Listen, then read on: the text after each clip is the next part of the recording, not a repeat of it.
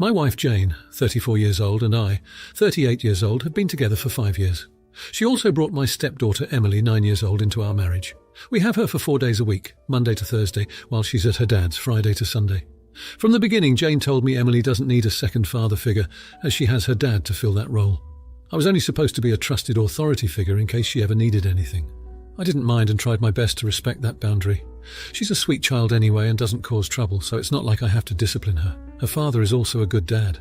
Emily's dad recently got married, and his wife has 2 kids of her own who are at their place Wednesday to Saturday, and at their dad's Sunday to Tuesday. Emily and her new step-siblings don't get along at all.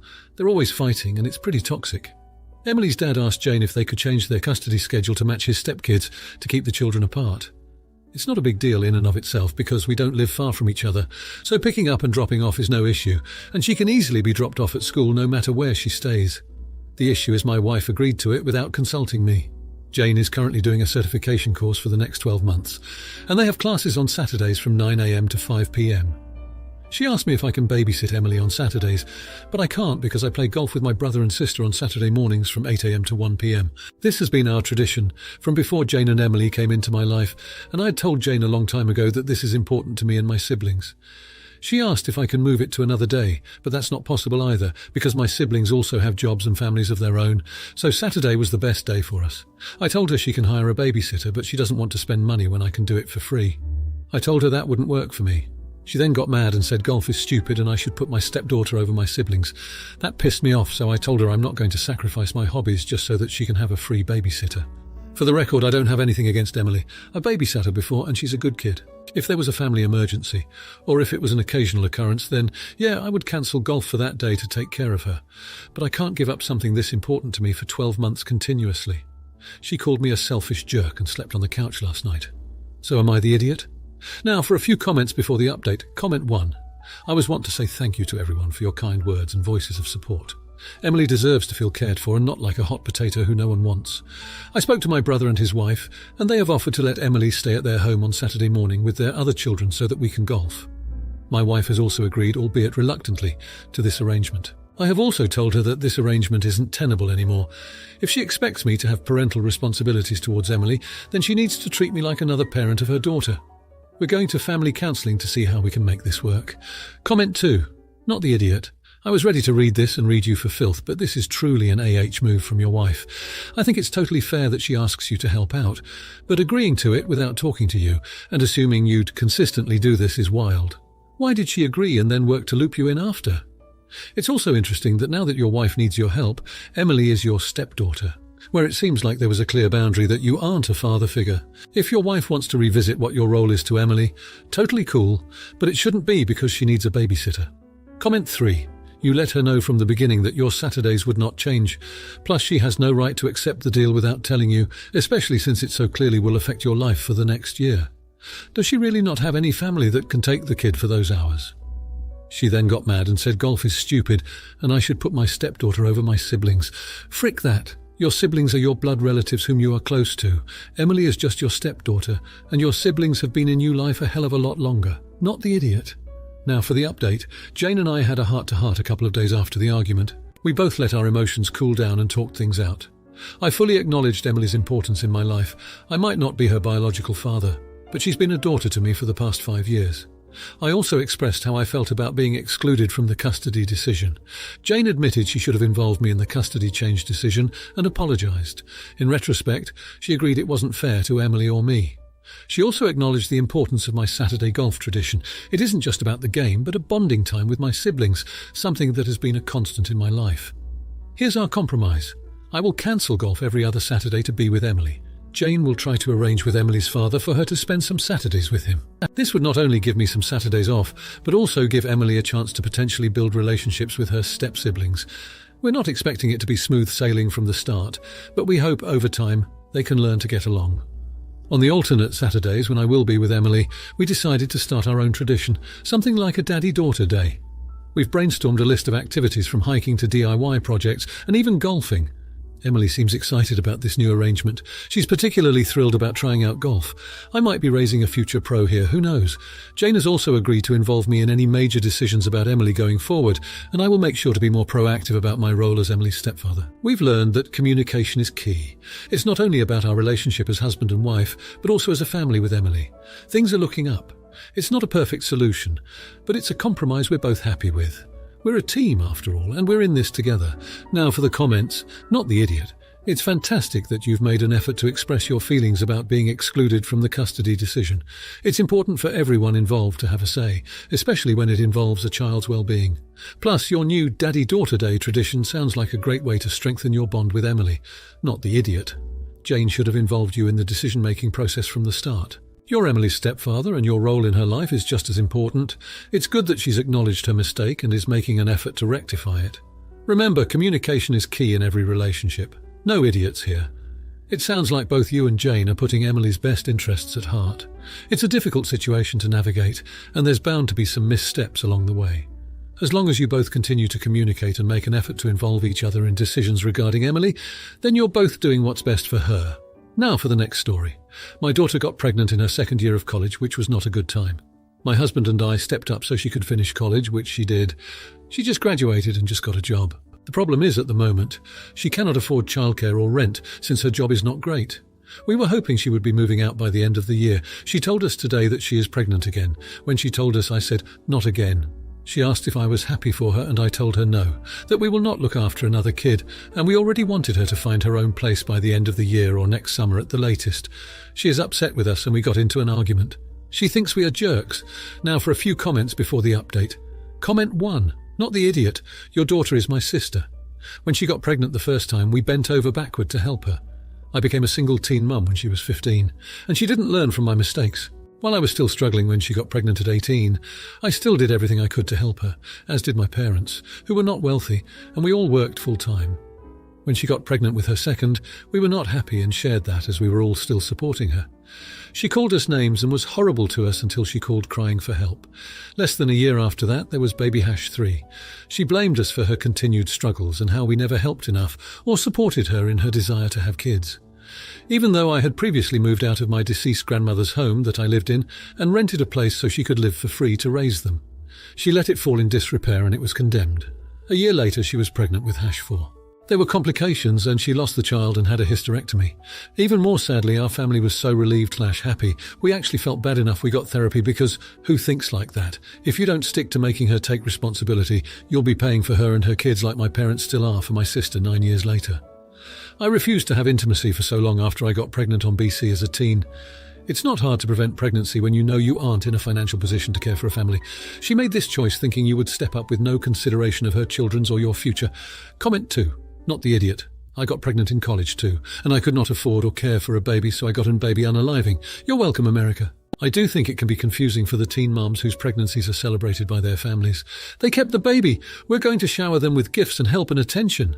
And then the young mom gets used to being the young teen mom, so they get pregnant again, and are shocked that the reaction isn't overwhelming delight, because family set them up the first time as special. So I can understand her confusion.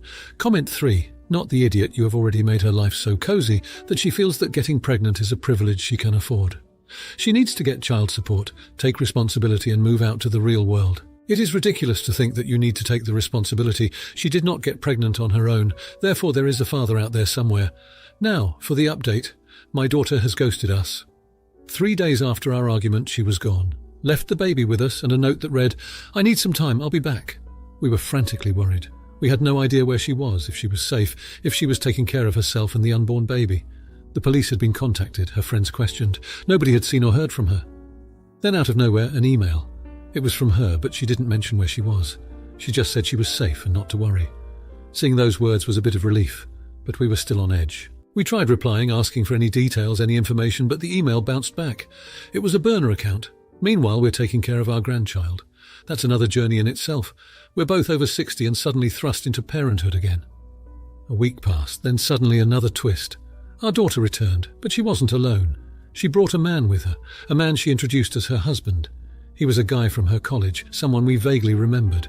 She told us they had eloped and she was pregnant with his child.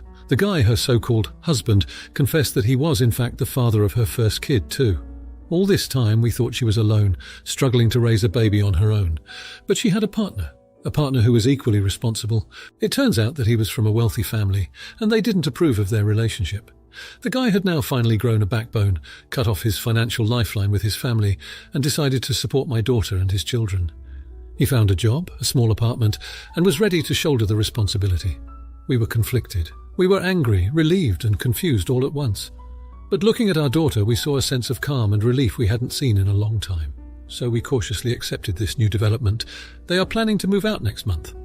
So here we are now. It's been an emotional roller coaster, to say the least. Nothing went as planned. Everything is upside down. And yet somehow there's a strange sense of peace. It's all very wild, very unexpected. But maybe in some odd way this was meant to be. Now for the comments. 1. Not the idiot. You were understandably worried about your daughter's safety and well-being, especially given that she left her child behind. It's natural for parents to feel concerned when their adult child suddenly disappears without any explanation. It's great that she eventually returned and everyone is safe, but her actions were still quite inconsiderate.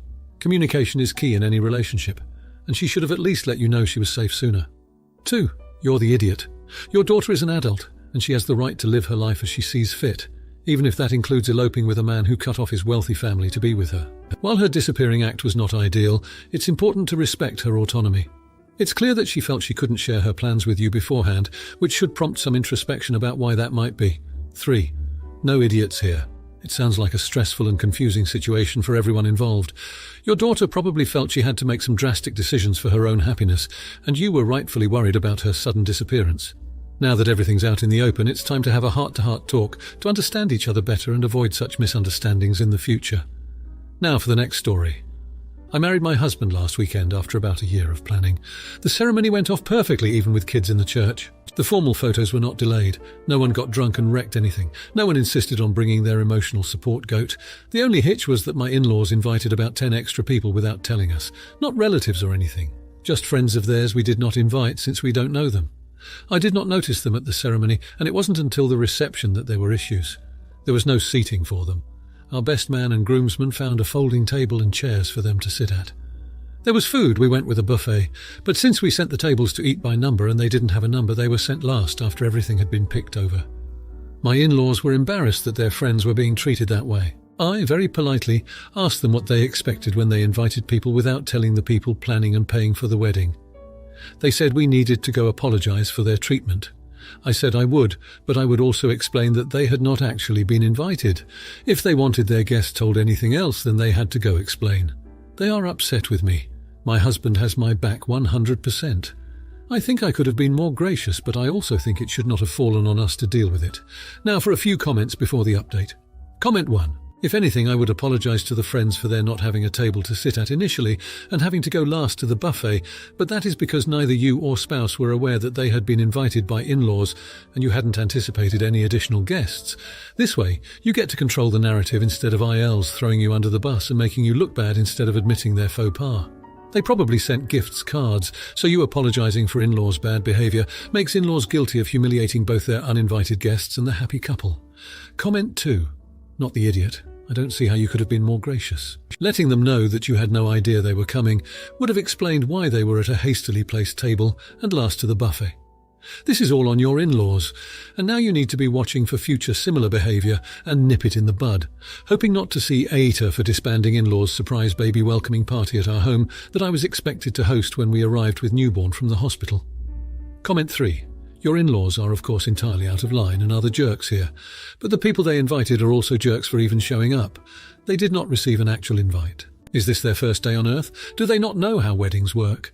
They didn't think it was odd that their invitation was a verbal one from the groom's parents and not a physical paper one sent in the mail by the couple? Not the idiot now for the update. Since that incident, the in-laws' resentment towards me took a turn that I never saw coming. My mother-in-law, fueled by her belief that I had unfairly put the blame on them for the wedding fiasco, started a rather passive-aggressive campaign against me. She began by sharing posts on Facebook about respecting the elders and how not to be a rude daughter-in-law, subtly directed at me. The real shocker came when I was called into my boss's office on Monday. Apparently my mother-in-law contacted my workplace and claimed I was using company resources for my personal events, including wedding planning. She had no proof, of course, but the damage was done. My boss, although understanding, was clearly taken aback. My job is secure for now, but I'm on thin ice. She didn't stop there. She started to contact old friends, even my high school ex, spreading rumours about me having an affair. I got a random message from my ex, asking if I was okay and saying he didn't believe a word of it. I was stunned. My husband, bless his soul, is standing by me, but I can see the whole saga has taken its toll on him. He confronted his parents, demanding an explanation, but they vehemently denied everything. Instead, they accused me of trying to drive a wedge in their family. Their audacity is beyond belief. Now, the latest development is perhaps the most distressing. My father-in-law has threatened to disinherit my husband if we don't issue a public apology to them. He doesn't care about the inheritance, but I hate to see him pitted against his own parents. The situation has spiraled out of control. I never thought that a wedding mishap, something so trivial, would lead to such cataclysmic events. We're looking into getting a restraining order against them, and I've started documenting all the incidents in case we need to take legal action. I wish I could say that was the end of it, but my gut says this is just the beginning. I'll keep you all updated. Wish us luck. Now for the comments. 1. Not the idiot. It's clear that you're being targeted and bullied by your mother-in-law. She's not only making your life difficult with her passive-aggressive behaviour, but she's also jeopardising your job and spreading false rumours. You're not responsible for the family division. Her actions are. You're within your rights to take legal action to protect yourself. 2. Not the idiot. You're dealing with a malicious individual who's trying to sabotage your relationship and career. Your husband confronting his parents is a good start, but it's important that he continues to stand up for you. As for the threat of disinheritance, it's just another manipulation tactic. If things continue as they are, a restraining order and potential legal action seem necessary. 3. Not the idiot. You're being subjected to false accusations and defamation. Your mother-in-law is causing emotional distress and making false accusations that could have serious implications for your professional life. Documenting incidents and considering legal action is a wise choice. Moreover, it's unfair to expect an apology when you're the one being wronged. Stay strong and don't let her actions deter you. If you like this video, you'll probably like these too. Also, while you're here, please consider subscribing. It's your support that keeps this channel alive and allows me to make better and longer videos. Have a great day.